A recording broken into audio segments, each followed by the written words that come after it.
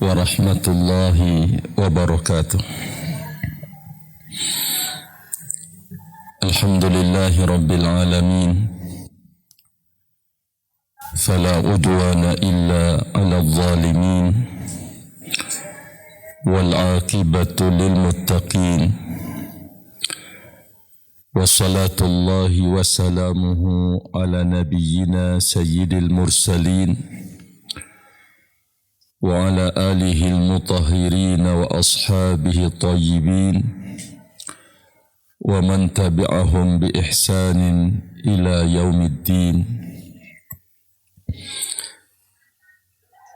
Amma ba'du fa usi nafsi wa iyyakunna بقول الله تبارك وتعالى يا أيها الذين آمنوا اتقوا الله حق تقاته ولا تموتن إلا وأنتم مسلمون.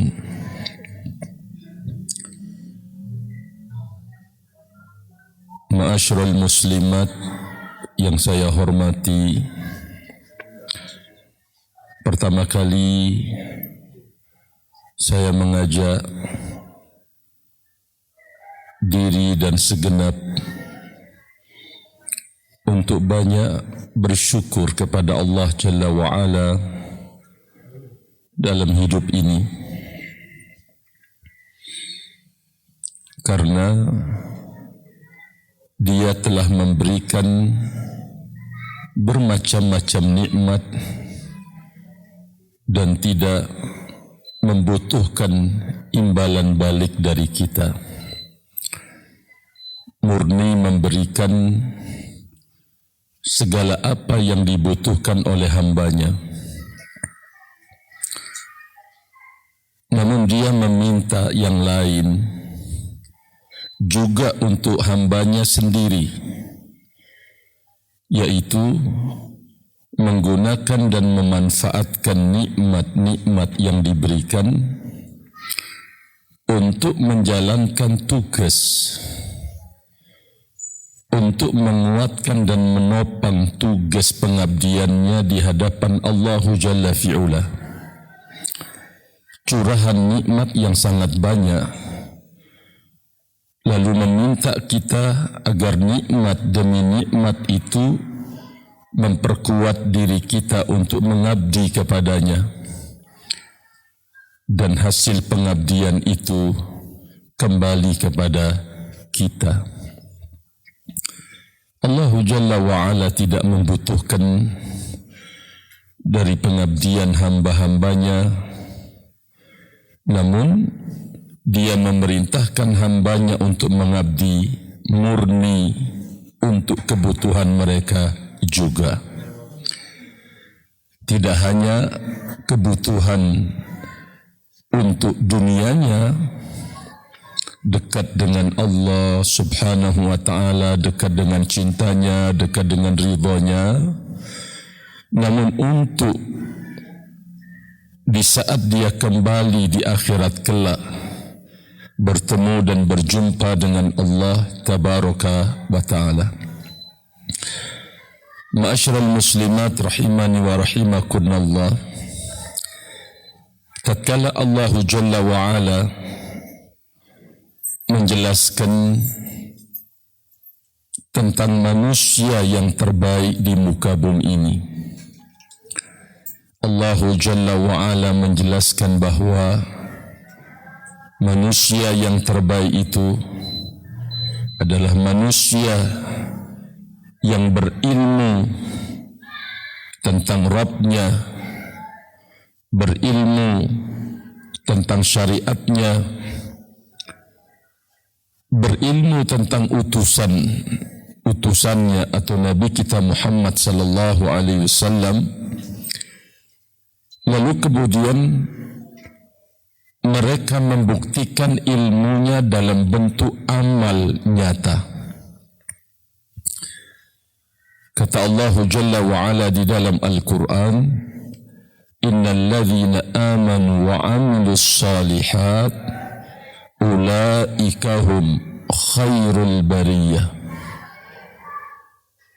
Kata Allah Jalla wa'ala, sesungguhnya orang-orang yang beriman dan beramal saleh, maka merekalah terbaik manusia, kata Allah Jalla wa'ala. Ayat ini menjelaskan kepada kita bahwa ilmu dan amal itulah yang akan menjadikan seseorang terbaik. Sebagaimana dengan ilmu dan amal ini menjadikan orang terjelek dan terjahat. Kok bisa?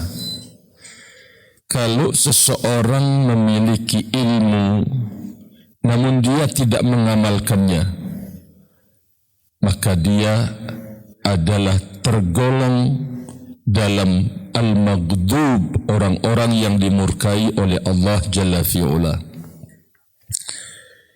Yang kedua, tatkala dia berbuat, beramal, namun tidak atas dasar ilmu, maka dia menjadi orang yang jelek dan buruk, yang disebut oleh Allah Jalla wa'ala golongan ad-dallin, orang-orang yang disesatkan.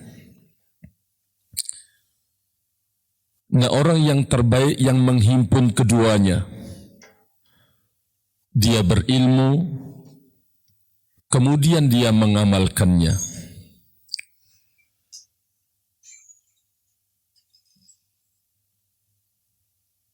Ma'asyiral muslimat rahimani wa rahimakunallah.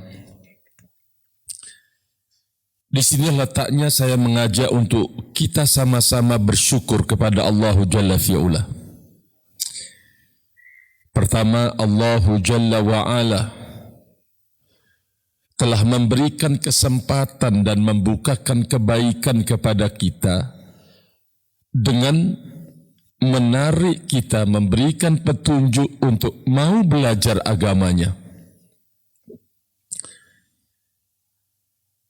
Dan bersamaan dengan itu Allah Jalla wa'ala menganugerahkan taufiknya untuk kemudian kita mengamalkan apa yang telah kita pelajari, yang telah kita kaji dan dalami. Alhamdulillah kita masuk di dalam sabda Rasul alaihi salatu wassalam, "May yuridillahu bihi khairan yufaqihu fid din." Siapa saja yang Allah Jalla wa'ala menginginkan kebaikan buatnya, maka Allah Jalla wa'ala menjadikan dia berilmu, menjadikan dia faqih tentang agamanya, kata Rasulullah sallallahu alaihi wa ala alihi wasallam. Berbicara tentang amal di dalam ayat-ayat Al-Quran dan dalam hadis-hadis Nabi sallallahu alaihi wa ala alihi wasallam, maka tentu amal yang akan mengangkat derajat, yang akan menjadikan seorang mulia, yang akan menjadikan seseorang terbaik dalam hidup, tatkala amal yang dia lakukan itu diterima oleh Allah Jalla wa'ala.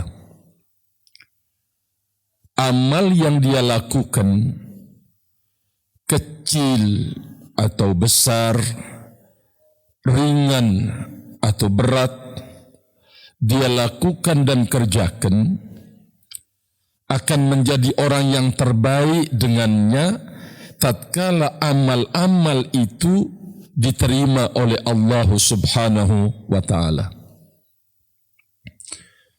Oleh karena itu orang yang beriman, dia tidak melihat besar kecil amalan yang dia kerjakan, karena yakin Allah Jalla wa'ala tidak akan menyia-nyiakan amalan hambanya sekecil apapun dan seringan bagaimanapun. Tidak akan disia-siakan. Orang yang beriman akan berusaha untuk menjadikan amal-amal sekecil apapun untuk menjadi amalan yang diterima oleh Allah Jalla fi'ula. Ini yang harus. Berarti setiap amalan itu harus kita kontrol. Harus kita jadikan untuk kemudian diterima oleh Allah. Di saat kita sebagai al-um di rumah, banyak kesolehan amal yang kita lakukan.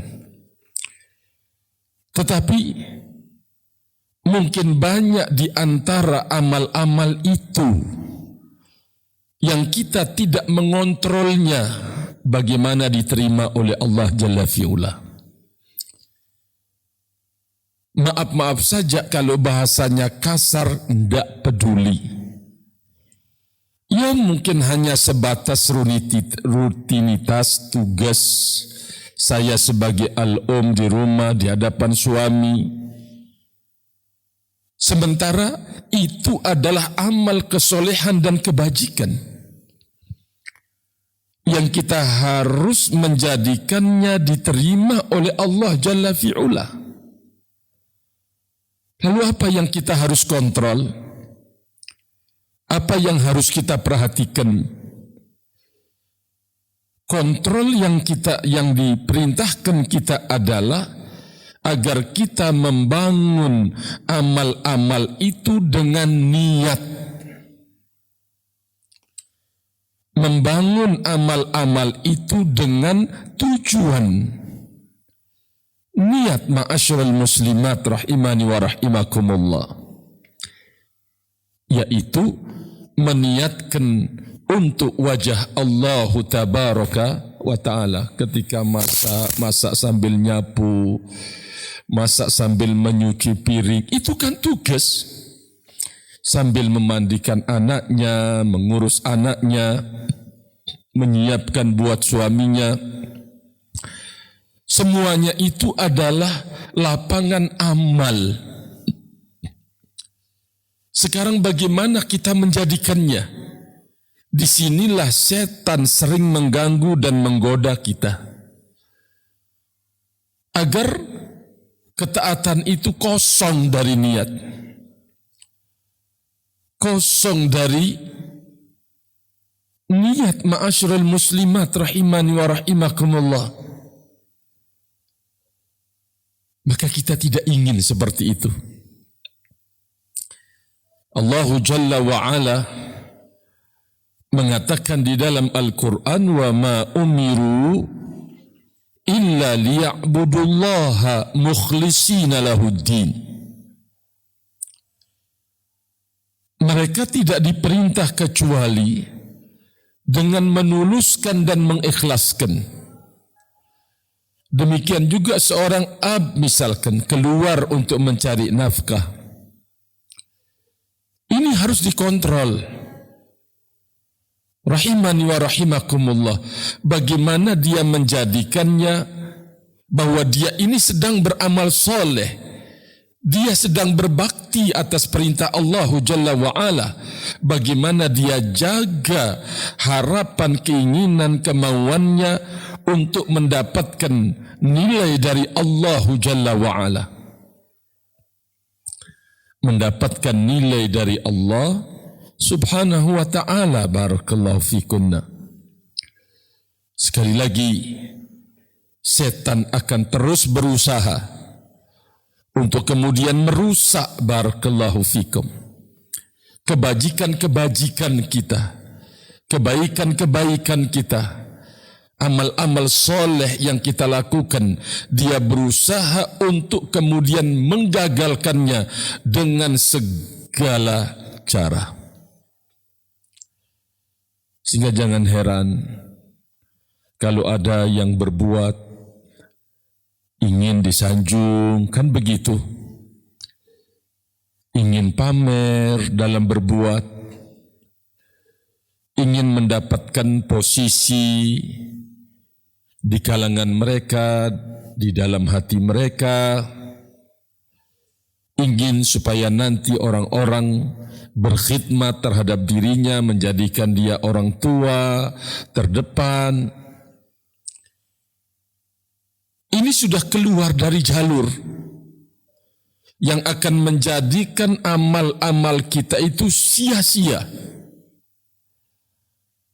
Maka ada satu hal yang salafun salih ridwanullah alaihim ajma'in benar-benar menjaganya, untuk menjaga ketulusan dan keikhlasan, untuk melindungi ketulusan dan keikhlasan mereka, untuk memelihara, yaitu berusaha untuk merahasiakan amal-amal kesolehan yang mereka lakukan. Barakallahu fikum.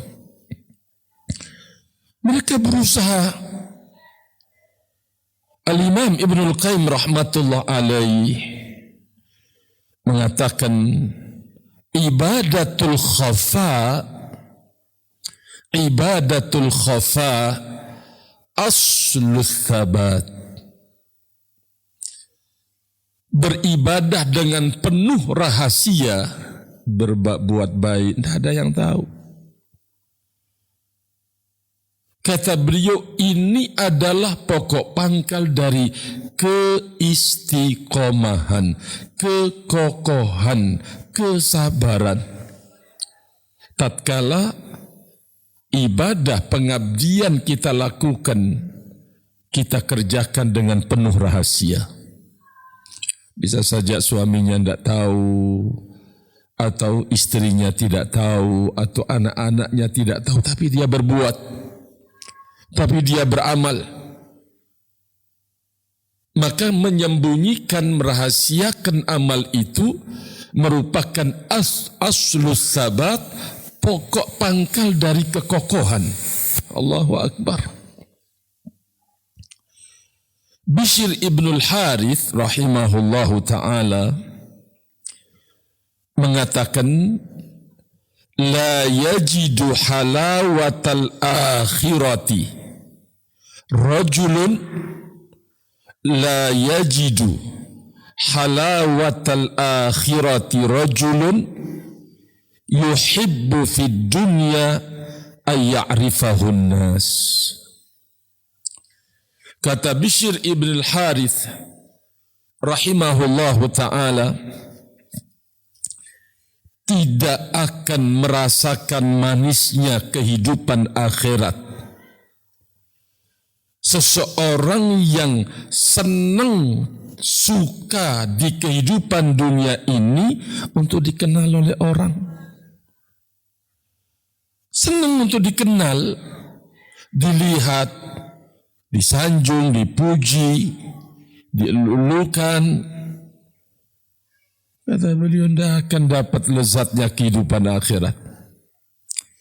Seseorang yang dia di dunia ini senang dan suka untuk pamer, supaya orang-orang melihatnya, orang-orang menyanjungnya, orang-orang memujinya. Barakallahu fikum. Az-Zubair ibn al-Awwam rahimahullahu ta'ala radhiyallahu ta'ala anhu mengatakan, man istata'a minkum, Az-Zubair ibn Awwam sahabat Rasul alaihi salatu wassalam, dan hadisnya atau riwayatnya mauquf sahih ucapan beliau. Kata beliau, Az-Zubair ibn Awwam, man istata'a minkum ayyakuna lahu khabi'atun min amalin salihin falyaf'al. Dikeluarkan oleh Imam Ad-Daruqutni. Kata sahabat Az-Zubair ibn al-Awwam rahimahullahu ta'ala, barang siapa yang mampu dari kalian untuk menyembunyikan dari amal solehnya, falyaf'al. Kata beliau rahimahullahu ta'ala, maka lakukanlah. Siapa saja dari kalian yang mampu untuk menyembunyikan amal kesolehannya, falyaf'al, maka hendaklah dia mengerjakannya. Hendaklah dia melakukannya. Barakallahu fikum.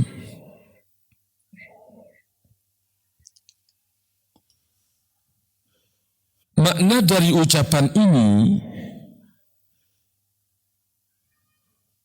siapapun yang punya kemampuan untuk menyembunyikan amal solehnya antara dirinya dengan Allah Jalla wa'ala,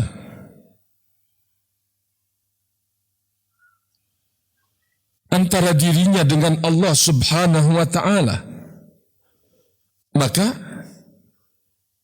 lakukan dan kerjakan, karena ini akan memberikan pertolongan dan bantuan yang kuat untuk menjadikan tulus dan ikhlas.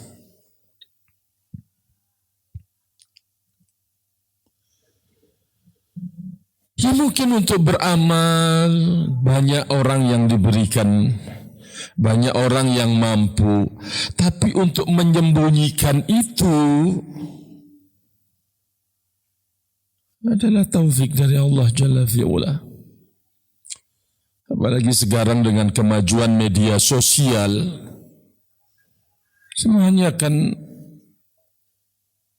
mau diketahui oleh orang, dia sedang apa, dia sedang ini, dia dalam duduk dakwah, dia sedang ini menasehati, dia sedang di Baitullahil Haram, sedang berdoa, semuanya.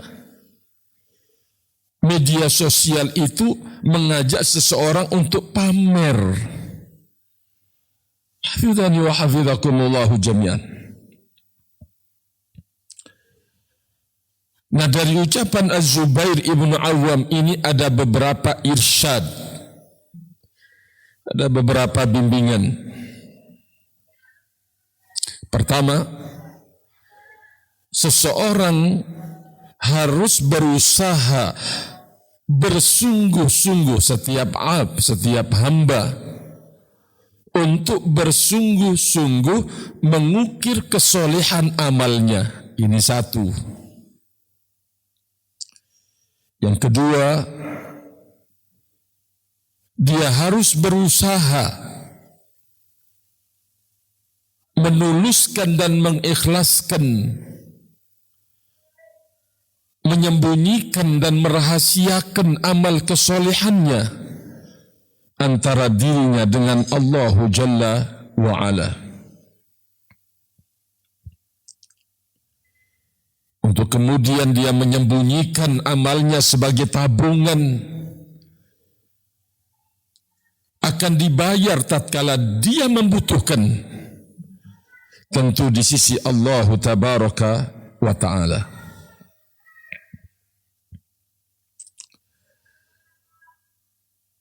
Terlalu banyak sungguhnya riwayat yang menjelaskan tentang keutamaan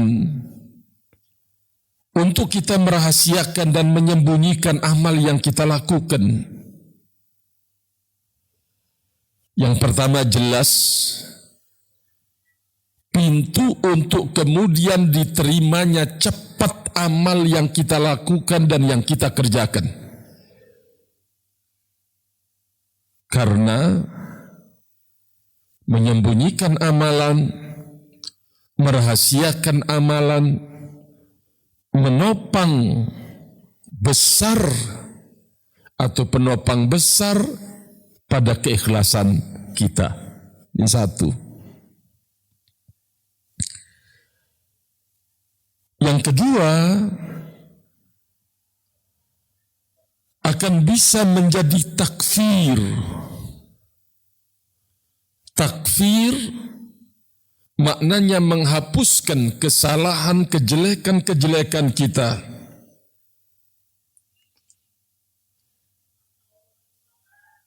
Kata Allah Jalla wa'ala bercerita tentang sedekah.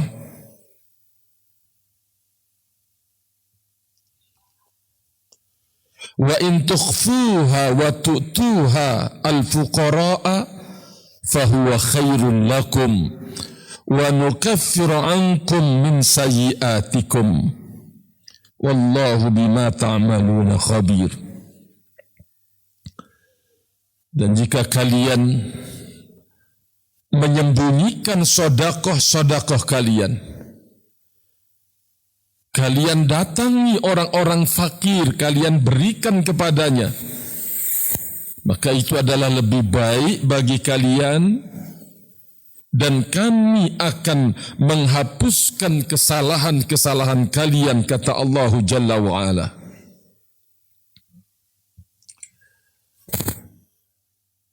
Bahkan Nabi SAW menyebutkan, sadaqatus sir tudfi'u ghadabar rabbi. Sedekah yang dikeluarkan secara sembunyi-sembunyi, penuh rahasia, itu akan memadamkan murkanya Allah Tabaraka wa Ta'ala. Menyembunyikan amalan dan merahasiakannya menjadi penyebab datangnya cinta Allah Tabaraka wa Ta'ala. Rasul alaihi salatu wassalam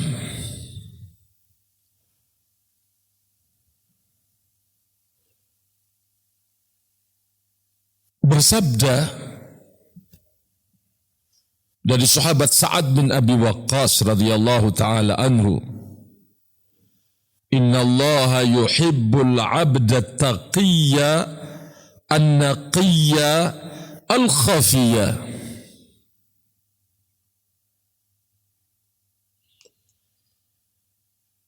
Kata Rasul sallallahu alaihi wa ala alihi wasallam,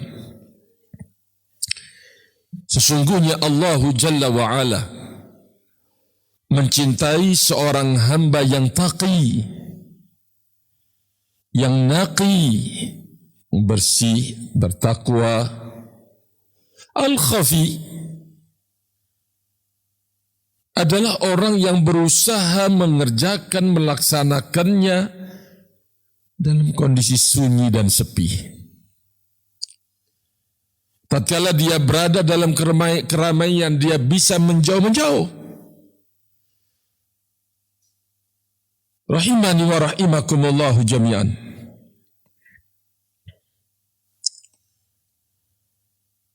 Termasuk dari keutamaan dari merahasiakan dan menyembunyikan amalan adalah melepaskan dan membebaskan kita dari mara bahaya dan menjadi sebab doa dikabulkan.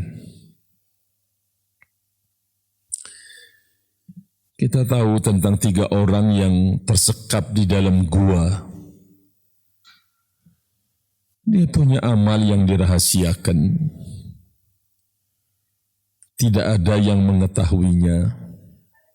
Yang satu bakti kepada kedua orang tuanya. Yang satu lagi akan terjatuh dalam dosa dan kemaksiatan, dia tinggalkan karena Allah.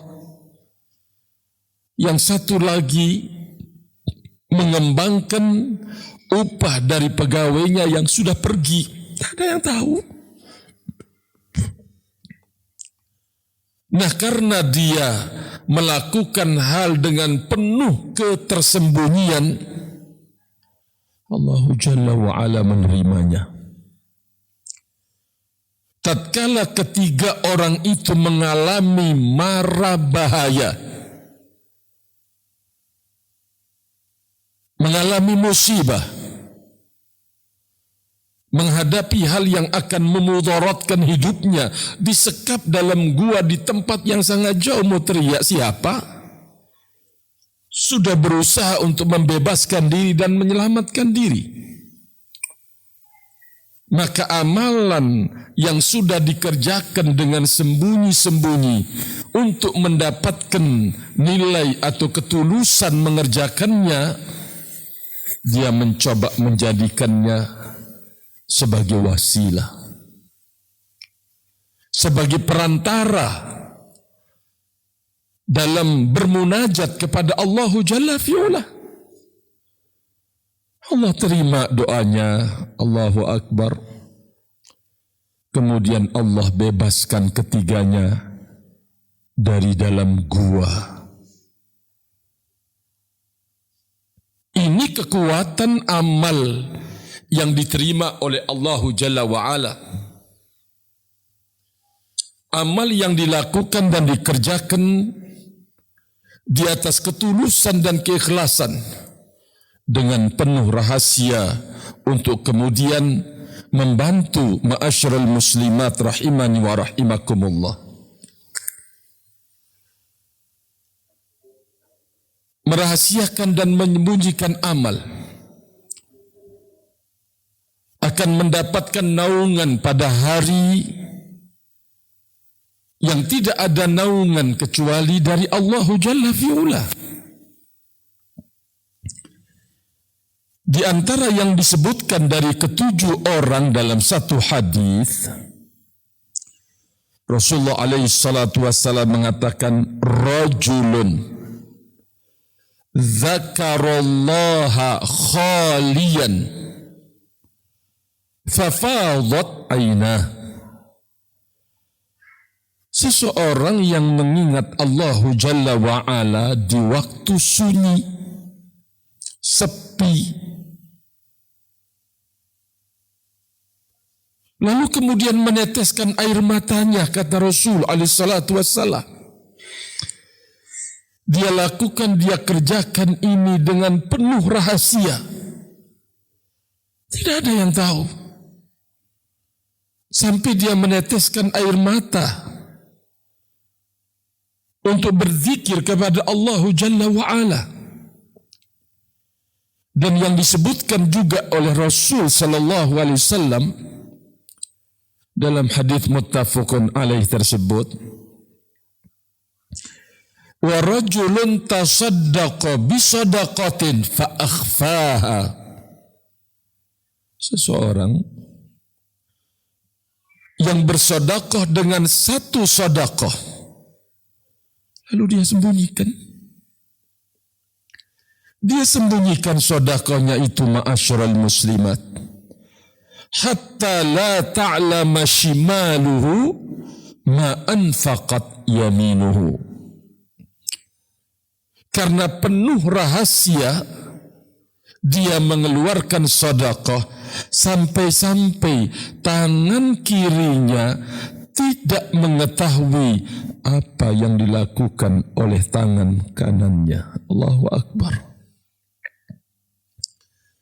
Allah Jalla wa'ala menyebutkan bahwa orang yang terus berusaha menyembunyikan amalnya, merahasiakan amalnya demi menopang, membantu ketulusan dan keikhlasan, sebegitu besar nilai dan ganjaran dan keutamaannya dari Allah Jalla fi'ula. Allah Jalla wa'ala mengatakan dia berada fi zillil arsh, dalam naungan arsy-Nya Allah Jalla wa'ala. Yang berikutnya, merahasiakan amalan kemudian menjadikan amalannya diterima oleh Allah Jalla fi'ula, itu menyebabkan dia masuk ke dalam surga. Tatkala Nabi alaihi salatu wassalam bertanya kepada Bilal, ya Bilal, hadithni, ceritakan padaku, bi arja amalin amiltahu fi Islam. Apa sih amalan yang besar yang kau lakukan di dalam Islam? Fa inni sami'tu daffa na'laika baina yadai fil jannah. Allahu Akbar. Kata Rasulullah SAW, aku telah mendengar suara hentakan kedua sandalmu, trompamu di hadapanku di dalam surga, di depanku.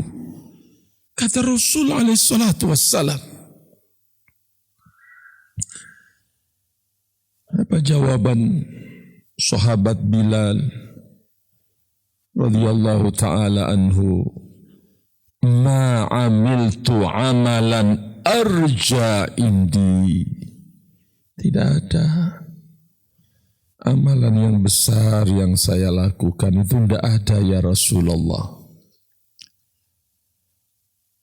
Namun beliau menjelaskan amalan yang dilakukan dan dikerjakan sampai tidak diketahui oleh Rasul alaihi salatu wassalam. Amalan apa sih yang besar yang dilakukan oleh Bilal sampai kemudian terompanya terdengar hentakannya suaranya di dalam surga? Bilal mengatakan, ya Rasulullah, saya tidak punya amalan yang besar, yang berat. Ani lam atatahhar tuhuran fi sa'ati lailin aw naharin illa sallaitu bidzalika at-tahur ma kutiba li an usalliya. Kata beliau, sungguh aku tidaklah bersuci kapanpun, di siang hari, di malam hari, kecuali aku sholat 2 rakaat. Kata Bilal, barakallahu fikum, kecuali saya sholat 2 rakaat. Saya sholat. Ternyata itu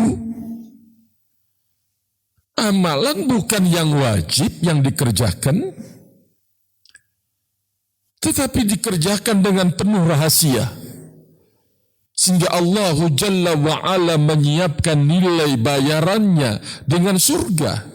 Sampai Nabi sallallahu alaihi wasallam mendengar hentakan terompa beliau di dalam surga.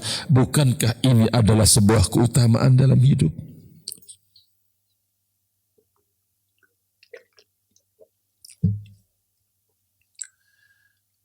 Al-Imam Abdullah ibn al-Mubarak,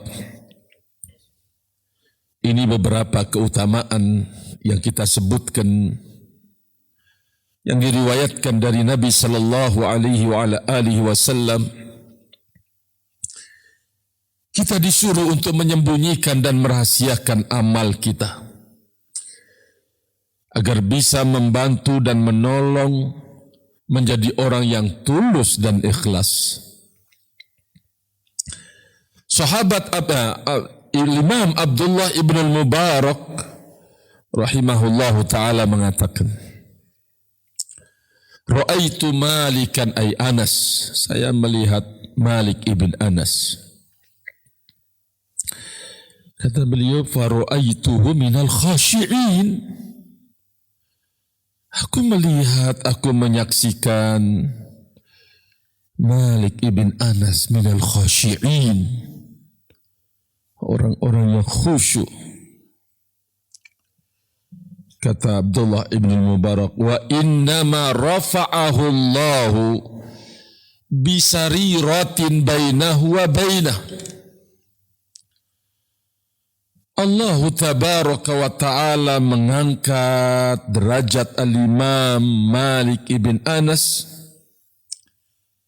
karena rahasia hidup antara dirinya dengan Allah. Rahasia, amal-amal yang disembunyikan hanya Allah Jalla wa'ala yang tahu. Kemudian Abdullah ibn al-Mubarak rahmatullah alaih menceritakan, وَذَلِكَ أَنِّي كَثِيرًا, yang demikian itu aku sering mendengar Imam Malik rahimahullahu ta'ala mengatakan, aku sering.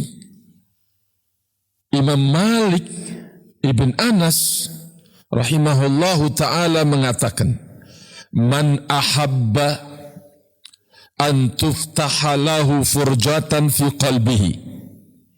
Siapa saja yang mau, yang ingin, suka, senang dibukakan satu furjah, lubang di dalam hatinya, ay dilapangkan. Siapa saja. Wa yanjua min ghamaratil maut wa ahwali yaumil qiyamah. Dan dia selamat dari kengerian kematian, karena kematian itu menyakitkan. Dan ngerinya hari kiamat. Apa bimbingan Al-Imam Malik rahmatullah alaih? Kata beliau, falyakun amaluhu fis sirri akthara minhu fil alaniyati. Hendaklah amal-amal yang dia kerjakan dengan rahasia, dengan tersembunyi, itu hendaklah lebih banyak dari yang dia kerjakan dengan terang-terangan. Ya memang banyak kan amalan yang menuntut kita bersama seperti sholat, ya dilihat oleh orang. Kalau kita kan di rumah ya tidak ada yang melihat, tetangga. Ya, tidak ada yang melihat. Sehingga kita bisa melatih. Ketika suami kita pergi, di rumah kita bersama anak, kita bisa melakukan satu ketaatan penuh rahasia tanpa diketahui oleh sang suami. Barakallahu fikunna. Kata Imam Malik rahimahullahu ta'ala, yang banyak didengar dan direkam bimbingannya oleh Abdullah ibn al-Mubarak, al-Imam Abdullah ibn al-Mubarak, hendaklah amal-amal yang dia kerjakan dengan penuh rahasia harus lebih banyak dibanding dia kerjakan dengan terang-terangan.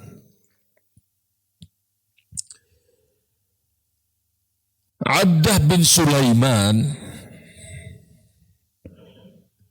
pernah bercerita. Abdah bin Sulaiman rahmatullah alaih mengatakan, tatkala kami bersama Abdullah ibn al-Mubarak di negerinya, di negeri Romawi, fi biladir Rum, maka kami berhadapan dengan musuh. Bertemu dengan musuh. Tatkala terjadi falammal taqas saffan, kedua barisan musuh ini, kedua pasukan ini bertemu, pasukan muslimin. Di situ ada Abdah bin Sulaiman, ada Abdullah ibn al-Mubarak. Seorang keluar dari barisannya orang kafir, kata Abdah bin Sulaiman, lalu da'a ilal baraz. Da'a ilal baraz maknanya nantang, perang tanding. Ya, satu lawan satu. Kata Abdah bin Sulaiman, keluarlah seseorang dari barisan muslimin, fata'anahu faqatalah. Si kafir ini dia menombaknya, kemudian membunuhnya. Kemudian yang lain menyusul dari muslimin, sama, faqatalahu, dia bunuh oleh si kafir tersebut. Kata beliau, kata Abdah bin Sulaiman bercerita, yang lain keluar begitu nasibnya, tiba-tiba keluar seseorang Orang ini keluar dengan menutup wajahnya, tidak ada yang tahu siapa ini. Tidak ada yang tahu. Jadi dia meletakkan di wajahnya itu lisam, penutup pakai komis, lengan bajunya yang panjang kemudian diikat di wajahnya. Tidak ada yang tahu siapa dia. Sampai kemudian bertarung dan dia menyelesaikan dan membunuh si kafir tersebut. Ya, terbunuh, orang kafir, sudah tewas beberapa orang di tangannya. Fasdahama alaihin nas, kata Abdah bin Sulaiman, orang-orang berkerumun. Saya juga berkerumun, beramai-ramai melihat siapa orang ini. Maka kata Abdah bin Sulaiman, saya tarik, kata beliau. Fa'akhadtu bi tarfi kannihi. Aku tarik ujung dari lengan baju yang dipakai, ya sangat luas, dipakai itu, tak tarik, kata Abdah bin Sulaiman. Ternyata dia adalah Abdullah ibn al-Mubarak. Kata Abdah bin Sulaiman, ternyata dia adalah imam. Dia adalah Abdullah ibn al-Mubarak rahimahullah. Dia tutup wajahnya supaya tidak diketahui oleh siapapun juga. Kata Abdah bin Sulaiman, ya Aba Amr, Anda yang telah menyelamatkan kita dari penghinaan dan kerendahan. Oleh karena itu, Imam Ahmad ibnu Hanbal mengatakan, ma rafa'ahu Allahu Jalla wa'ala, tidak mengangkat Abdullah ibn al-Mubarak illa bi khabi'atin, kecuali dengan amalan yang sembunyi dia lakukan. Kanat indahu bi khabi'atin kanat indahu rahimani wa rahimakumullah. Subhanallah, para pendahulu kita yang soleh, begitu rapi mereka menjaga amal-amal mereka. Abu Amr As-Saffar dibawakan oleh Ibnu Qutaibah rahimahullah bercerita, tatkala pasukan Maslamah mengepung sebuah benteng, lalu pasukan Maslamah melihat Maslamahnya sebagai pemimpin, melihat ada lubang yang terus akan menuju jantung pertahanan lawan di dalam benteng. Kemudian dia berteriak, maksudnya Maslamah memanggil, siapa yang berani masuk? Fama dakhalahu ahadun, kata Abu Ammar As-Saffar. Tidak ada seorang pun yang berani untuk masuk karena nyawa yang jadi taruhannya. Datanglah seseorang dari belakang barisan pasukan, lalu kemudian masuk ke dalam benteng tersebut. Namun dia masuk ke dalam dengan menutup wajahnya. Tidak ada seorang pun yang tahu siapa dia. Sampai kemudian menembus benteng dan mendapatkan kemenangan yang sangat besar. Keberanian seseorang yang masuk melalui lubang tersebut. Barakallahu fikum. Sekali lagi dia menutup wajahnya, tidak ada yang tahu. Pemimpin pasukan atau Maslamah mengatakan, aina sahibun niqab? Mana orang yang memakai niqab itu? Tidak ada satupun yang datang. Coba, tidak ada satupun yang datang.